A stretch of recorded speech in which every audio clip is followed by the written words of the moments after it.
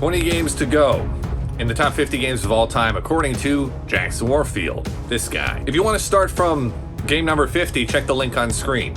There I also explain all the nuances of this list. But if you want to just keep going, don't do anything, just keep watching. Number 20 is Warhammer 40,000. So to be clear, my list isn't necessarily just board games. It also includes tabletop games. But I got a lot to say about this entry. I'm going to spend more time on this entry than any other game on the list. For the uninitiated, Warhammer 40,000 is a tabletop miniatures game that is so big that if you really get into it, it will take up more space in your house than a card game like Love Letter would take up in a house in the terrain build for a game of Warhammer 40,000. This scale, it's really tough to kind of compare these games. But I have drawn the line around Warhammer 40,000 in a way that's fair to treat it as a game. To be clear, Warhammer 40,000 isn't really just a game, it's also a hobby. You also have video games, you have all the books. I'm obviously not going to consider like the books for Warhammer 40,000 be part of this entry on the list. What I'm considering to be part of Warhammer 40,000 is playing the game, building armies with the intent of playing the game, and also to a certain extent painting and assembling those armies, especially when it comes down to doing anything to say like pick weapon options that are legal. I started playing Warhammer 40,000 at the end of 2021 with a handful of friends, one of which is Fynl, who you should subscribe to on Instagram and YouTube. Since then, I have probably spent more time painting miniatures for Warhammer than I have playing all other games put together. There are a few reasons for this. One of which is actually the fact that my phase of life has not been one where I play as many games as usual. Another aspect is that is actually a really enjoyable hobby. Doing it in service of building a Warhammer army makes it extra fun. I actually don't think I would get into miniature painting if it weren't for building armies. I don't know what it is. Even if I only play the game like once every couple of years, I would still be interested in painting, knowing that I could use it. And I'd be much less likely to paint a unit, just say like, I just thought it looked cool. Miniature painting for me has become like a solo game. I don't play a lot of solo games. I don't even necessarily play as many video games as I used to. Miniature painting has kind of taken that up for me because I like doing that and then being able to look at what I've made. Before you die, let me show you the things I have done, so you understand the breadth of my transformation. Do you see? Do you see? Yes, I see! As far as the actual game, though, of Warhammer 40,000, I'm not in love with it. It takes several hours to play a game of Warhammer 40,000. The reason why. When you have a bunch of miniatures that you paint and you spend potentially multiple hours on single units, you don't want to just give them 3 numbers and a sentence of rules for it. You need to justify the investment in these pieces. As a result, the Warhammer 40,000 game has a ton of rules. And this is where you'll see people with books open for most of the game, as opposed to, say, having an entire game that's on cards or just in a rule book, which is good and bad. If you really learn everything, it can be very fulfilling to play the game. But again, the game could take hours, days even. And to be honest, the rules aren't especially streamlined either. Like, there are a lot of instances in Warhammer 40,000. Let me think of a good example. This is a mission card. Let me read this to you. In the second, third, and fourth battle rounds, at the end of each command phase, the player whose turn it is scores 5 VP, victory points, for each objective marker they control. 1-5? No. Up to 15. What is 1-5? Up to 15 VP per turn. In the fifth battle round, the player who has the first turn scores VP as described above, and the player who has the second turn scores VP as described above, but does so at the end of their turn instead of at the end of the command phase. You have to kind of like read that like 3 times. You don't even have to mention that it's as described above. Just say that at the fifth battle round, the second player is their command phase. You don't have to repeat the point that the first turn is it's just like unnecessarily verbose way of doing the rules. Whenever I played 40K, there'll be times in the rules where it's not obvious because of the language used, whether or not something's supposed to happen, say, once or every time. So they'll use the term each. In fact, I don't even think the word every is in the rule book. I distinctly remember playing, I was like going to the rule book thinking like, it's not obvious if this effect is supposed to happen just the first time every round or multiple times in a round or just once in the whole game and then you discard the card. If there were less rules in the game, I could find the example, but I can't find it right now. Overly verbose rules, add that on top of the fact that every army is basically its own game, its own complex game in Warhammer 40K.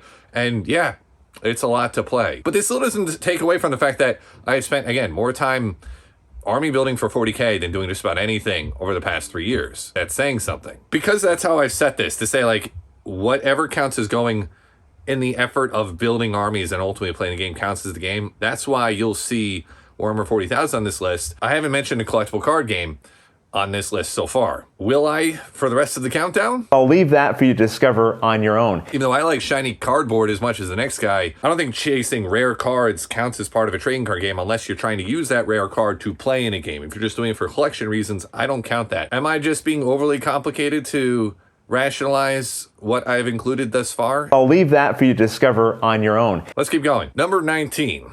The Resistance Avalon, and also the Resistance. Resistance Avalon, or just known as Avalon. I'm pretty sure the Resistance Avalon gets played like 10 times as much as the Resistance. It's a social deduction game, which I don't even know that social deduction was a prominent area of board gaming until Avalon came along. You had games like One Night Ultimate Werewolf, you had the game Werewolf itself, which everyone kind of saw as just a party game. Once Avalon came out, they realized like, wow, there's a lot you can do with this social deduction style mechanic. Social deduction being not sure who around the table is, say, good guys or bad guys. The way Avalon works, you have a King Arthur theme, and you take turns choosing people to go on quests with you. Everyone's assignment, whether or not they're good guys or bad guys, is secret. And the good guys are trying to make sure that the good guys go on quests. The bad guys are trying to go on quests because then once everyone goes on the quest, a bad guy can secretly sabotage the quest. So it's a matter of figuring out who's good and bad. So there's a lot of bluffing. People will have secret roles. Often in these games, in like the fast versions of the game, like in Avalon, you might play with 1 or 2 people with a secret role, and other people just with like plain roles of just generic good guy or generic bad guy. Earlier on the list, I mentioned Blood in the Clock Tower. That one, everyone has a role, and it takes like a bit of time to play, and it can get complicated, all the different interactions that are going on. But it's not to get to a point of a complex game. It's just complicated for a social deduction game. A game like Avalon is more stripped down, but as a result, you can play it a lot. And social deduction by itself is a great mechanic. It's a lot of fun. I will never get rid of Avalon. And actually, the first time I played Avalon was one of the most fun I've had playing a game. It was at a bachelor party. My friends busted it out. I was like, how have I not played this before? This was a while ago, though. It's another one of those games that has kind of become its own mechanic. I actually mentioned this before about Dominion, how it's kind of its own just mechanic now. And then I was just watching the Dice Tower Top 100 board games of all time for 2025, and they actually talked about this a lot, so I'm not going to go into it too much, but I do think Resistance Avalon is another game that became its own mechanic. Although, to be fair, I guess you kind of had Shadows over Camelot, which was using aspects of this, and this is kind of like a skinny down version of Shadows over Camelot. But anyway, it's the number 19 game of all time. Number 18, Unlock and Unlock Kids. Speaking of new categories of games that have cropped up over the last, 5 to 10 years or so, Unlock is my favorite escape room style series of games. To be clear, with Unlock, I'm talking about all the Unlock games and Unlock Kids. Unlock simulates the experience of being in an escape room, which is where you get, say, locked into a room and there's a series of puzzles you need to solve to break out. The way Unlock does this is with cards. The basic mechanic is like this. You might have a lock that's a red 5, and then you'll have 3 keys, and one of them is like a blue 12, one's a blue 15, and one's like a gray 20. Blue and red, you work together. If you want to see if the key works, you add those numbers together, and then you flip over that card number in the deck. All the cards, again, are numbered. Some of them have letters, but it's beside the point. So you add 5 to 12, and then you flipped over 17. And if card 17, it might say that you opened the lock, or it might say that you failed. And you do this until you complete the quest. Sometimes you'll have little hidden numbers on the cards. I don't necessarily love all the hidden number things, but it's a nice little tweak on the game. All the missions in Unlock range in quality. You got some that are a little bit frustrating because maybe they're getting a little bit too cute with some of the mechanisms, and some of them are excellent. They're fun the whole time. You can play them yourself in theory, but you could also, I have always played 2 or more players. It actually does get easier when you have more players, just like when you play with an escape room, because people coming at it from different angles, because everyone's brain works a little bit differently, can be very useful. In the US, at least, they used to sell them as individual missions, but now you generally buy them as 3-packs. The best part about it, in my opinion, is the fact that you can reset it by just taking the cards, putting them back together, and then you give them to someone else. This is why I like them more than, for example, the Exit series of games, where you are not supposed to kind of put them back together, but I always kind of try to put them back together to get more use out of it. So when I'm trying to play Exit, I'm like, do we really need to rip this? Let's just pretend we ripped it. Doesn't make it as fun to play. But I've been able to do that. I've been able to complete Exit games without actually destroying anything. But it's not really an endorsement of the game. I like the Unlock system. And I also like the Unlock Kids system. The Unlock Kids system is a little bit different than Unlock because instead of using the, say, addition mechanic, you have tokens, like punch out cardboard tokens, and then you'll have patterns that get matched. So you'll line things up, like if you want to put a key on a door, you'll have a picture of a door, and then you have a little cardboard token, and then you put it, and then you look up the image it makes. So it's like a 2-piece image, and you go look up the shape in your guidebook, which I actually like better. The Unlock Kids games are obviously a lot easier than the regular unlock games, especially easier than some of them. My wife's calling. Hey, what's up? Hey, I was in such a rush. Totally forgot to grab the post office bag from your car. Are you able to do it or no? Yeah, sure. Okay, because like I said, I got distracted by the littlest one here completely face planting. I'll have to like reenact it for you. It was funny because he was fine. But that's why I tell everyone, careful getting in the car, it's slippery. All right.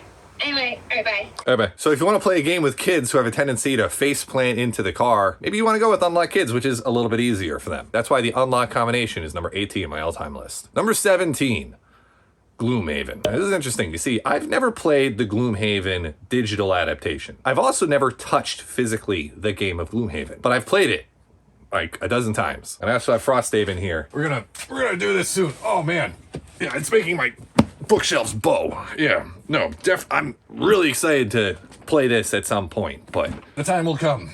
But the way I played Gloomhaven was actually with the guy you should subscribe to, Fynl, and a couple other friends. This is before we got into Warhammer. Early on during the pandemic, we basically streamed to each other, just played 4-player games of Gloomhaven. And it worked. Thanks a lot to Fynl's setup, even without being able to physically touch the game. I don't know, maybe I'm weird that way, where I prefer to do that than a video game. Seems strange. A lot of people have given up on Gloomhaven and gone to the digital adaptations of the game. But Gloomhaven is amazing to me because, one, it's an awesome campaign that builds out over time. I love the idea that you choose characters and you retire them. The game works where every mission ends up being close. And almost when you'll find times throughout the mission, you'll say like, there's no way we're going to do this. But every time I've played it, I think we've been successful all but like maybe one of the times we've gone on a mission. You know, maybe that wouldn't continue if we played through like the 50 hours of Gloomhaven, but we always seem to pull it out in the end. And it doesn't seem like something that's forced, that it's made to be easy. It just so works out that we were able to pull it off. Kind of like War of the Ring in a way. It's like, I'm amazed by how well it works. So I'm excited to get Gloomhaven back to the table at some point. I have not played Jaws of the Lion yet, but when I do, I anticipate that there's no reason why I'm not going to just throw that in to consider it be part of Gloomhaven because of the way I'm lumping games together on this list. Jaws of the Lion is another game that I'm looking forward to breaking out, kind of like a fine wine. Gloomhaven is number 17. Number 16, board game enthusiasts, cover your ears. I'm about to drop the C word. Number 16 is Catan. Yeah, that's right. If you're confused as to why Catan could possibly be on a list like this, one spot ahead of Gloomhaven. I mentioned this in the first video. My list is the top games of all time, meaning I don't need to have necessarily played them or really want to play them at this moment for it to be behind my list. I give credit to games that I really enjoyed in the past for periods of time. Just like we would give credit to Michael Jordan being good in the 80s and 90s when you're ranking best basketball players of all time. The fact that Michael Jordan could make Team USA now doesn't hurt his case for being the best basketball player of all time. The fact that played Catan a ton, especially in the late 2000s until about like 2010, 2011 or so. The fact that it was the kickoff game for a work game night that I had going because everyone, knows what Catan is and a lot of people came out for that. The fact that I have some relatives that aren't really into board games, but they're into Catan and we can play it with them. It's true of like a lot of other friends too. Like there's a reason why Catan is popular. It's a simple enough game that people can grasp it. The trading aspect of the game is something unique and can lead to a lot of fun moments amongst friends. And it's significantly more fun than games that people might be used to, like Monopoly. Now, because the game is so popular, it gets an outsized amount of criticism. People can get frustrated with the game. You'll have people that won't realize that the player that they thought was winning in the game and they're not trading with isn't really winning anymore, and people might feel a little bit left out. And a lot of people don't like the dice rolling, especially if you have like a good setup and your numbers never get rolled. The fact that I don't even feel the need to explain how Catan works at all is a vote in favor of the game. It's a classic. I don't like the fact that they're making another edition again. Apparently they're going to make another, printing of the game where they're going to restart it again and all the expansions. You have to buy new ones to get them all to match again. I don't necessarily love that, so I'm probably not going to buy any more Catan stuff. My preferred way to play Catan, and I played this a lot with the friends I grew up with when we were going through a run where we played Catan quite a bit, would be Cities and Knights with some aspects of Traders and Barbarians, for example, like Harbor Master. We wouldn't play with Seafarers, We want to play with things like the camels. But really, like Cities and Knights, that was the best expansion, in my opinion. Made it so that you could develop your cities a little bit more, added some more resources to it. That was my favorite way to play, and we all agreed, actually, in the game group, that was our preferred way to play. Seafarers would kind of just make the game a little bit longer. I played a 2-player variants with my wife a decent amount. It's a game we played enough that I'm comfortable house ruling some aspects of the game and getting it to work. Like, I'm pretty comfortable not taking the maps that, you know, are pre-designed in the rule book. I know how to make one that's just not stupid, and then the game will work. I'm always happy to play Catan with someone who's excited to play Catan or has never played Catan. So that's why it's number 16 of all time for me. Even if it's not necessarily the game that I would say, you know, I was like, oh, I've been dying to play this over the last 6 months. The C word. You're not getting a boat. Get rid of the C word. I'll leave when I'm good and ready. Number 15, Ticket to Ride, and Ticket to Ride Europe, and a bunch of other Ticket to Rides. All the expansions and the miniature versions. I kind of consider this all to be the same game. It's really just Ticket to Ride with different maps. You have Ticket to Ride, which is basically Ticket to Ride USA. You have Ticket to Ride Europe, which is basically just another starter box with another map and some tweaks to it. You have Ticket to Ride Nordic countries, which is limited to 3 players, but is again just another map. You have, I guess Ticket to Ride Germany is like that too. Then all the expansions you get for Ticket to Ride, it's really just different maps. The core system of Ticket to Ride is great. If there's any game that has surpassed Catan at being a gateway game to modern board gaming, it's probably Ticket to Ride. The app is great. I don't think the app's being developed anymore, but it's one of the best board game apps ever. You really feel like you can play Ticket to Ride and also try out all the different maps if you buy them. The miniaturized Ticket to Ride, I consider those to be anti-expansions, so I lump them in with expansions to say it is just a different version of Ticket to Ride. The miniaturized Ticket to Ride that I have is Ticket to Ride Amsterdam. I don't really feel compelled to get Ticket to Ride New York or London or San Francisco or any of those. It would be as if you play with, like, say, half the map of Ticket to Ride USA or something like that. But Ticket to Ride's great. It's a simple system where you, every turn, you either take cards, use cards to put trains down, or take route cards, tickets. It's dumb that they're called tickets. Route cards, which are ways that you get points. I would say Ticket to Ride is almost as popular, almost as well known as Catan, a little bit more mechanically sound. I enjoy it a little bit more. That's why Ticket to Ride has just nudged out Catan and is my number 15 game of all time. Number 14. Cosmic Encounter. I wish it were as ubiquitous and popular as Ticket to Ride and Catan, because I don't see any reason why it couldn't be. Cosmic Encounter is a multiplayer game of conflict and negotiating. The basic mechanic of this game is the card game War, where 2 players will play a card and the larger number wins. It's kind of a simple starting point of the game. It's a very learnable game. I think it's at best with at least 5 players. It's good with 5 or 6. It doesn't really work as well with 4 or 3, but everyone is an alien race and you have 5 planets with each that start off with ships. And the deck says which pairs have encounters each round. By winning encounters, your ships can go colonize enemy planets, your other friends' planets. And your ships also can add to your cards, so it adds into the war mechanic. But here's where the game shine. 1, not all the alien races have equivalently powerful powers, which seems like a problem at first. For example, you have the Macrons, which have, each ship is worth 4. That's a lot better than some, like, I think, was it the Spaceman Spiff faction, where you can, like, crash land one spaceship on an enemy world, like, even in defeat. Some are more powerful than others. But the game is self-balancing, because before you actually have a conflict with someone, you can invite people around the table to join your side, inviting allies. And allies can pick and choose who they join, if anyone. The players will self-correct for the stronger factions and for who's winning. So really, who wins the game is whoever can appear to be the least of a threat. It is so much fun. It's one of these, I have all the expansions for Cosmic Encounter, including Cosmic Encounter Odyssey. And a lot of those I haven't gotten to break out yet. There are little tweaks you can make, but the core system is great. There are also so many aliens to choose from. No 2 games are realistically going to be the same. I think it might be the most impressive game design that I've ever seen. The reason why it's only number 14 is really only limited by how much I've really played it, because it is a little bit tough to get to the table. And if you're honest, it doesn't always land. Sometimes if someone's overly shy, like you're playing with, acquaintances, someone might not feel as good being like, no, we got to team up on that guy. Cosmic Encounter to me is like the natural progression of Catan. Once you have a group that plays Catan a lot, and you want something more interesting, go to Cosmic Encounter and blow their minds. Cosmic Encounter is number 14. Number 13, Monikers. Monikers is arguably the greatest party game ever designed. It's based on the old game Celebrities, which a lot of the best games are. They're based on games that lasted for decades without the need of a box to go buy it to go play. In Celebrities, where a bunch of people write down the names of celebrities and put it in a hat, you have a deck of cards. That's a bunch of different people. You might have some celebrities out there, but you also have other things. I can actually look at it. We'll do it live. Okay.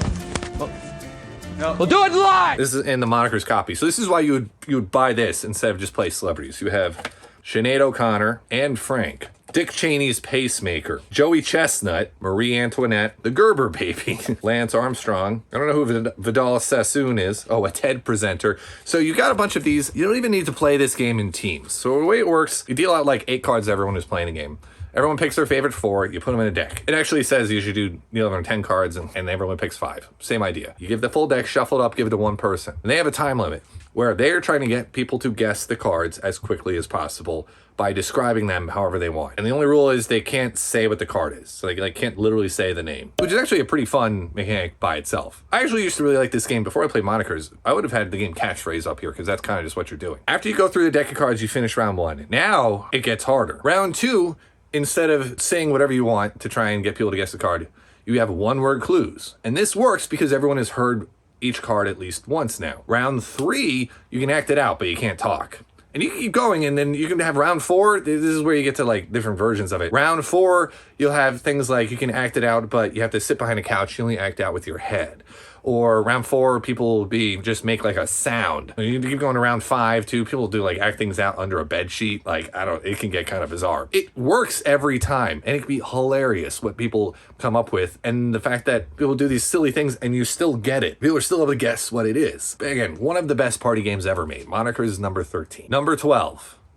Sheriff of Nottingham. I played the first edition of Sheriff of Nottingham. Sheriff of Nottingham is a bluffing game. Apparently there are other versions that were out before. It was called Sheriff of Nottingham. There's a second edition now. But the core idea is this. Everyone takes turns being the sheriff. And other people are trying to sneak goods past the sheriff. So they have cards. And some of these cards will be some things like apples, which are okay. And they'll have like crossbows, which are not okay. What you do is you put these cards in this nice little felt pouch and you give it to the sheriff. And you tell the sheriff what's in it. And you'll say like, 5 apples. The sheriff decides then whether or not to open the bag. If the sheriff opens the bag and what's in it is what you told the sheriff, then the sheriff has to pay you an inconvenience fee. But if the sheriff opens the bag and you were lying and it was actually crossbows, you said it was apples, you have to pay the price for that. So it's about bluffing because crossbows are worth a lot more than apples. So you want to say 5 apples when you really have 5 crossbows. I think you're even allowed to say like, this is 5 crossbows. Imagine like a TSA agent. Someone walks up and said like, sir, what's in this bag? Crossbows. Oh, that wasn't in the book. I don't know what to do now. So you can't do that. It's a very pure bluffing game.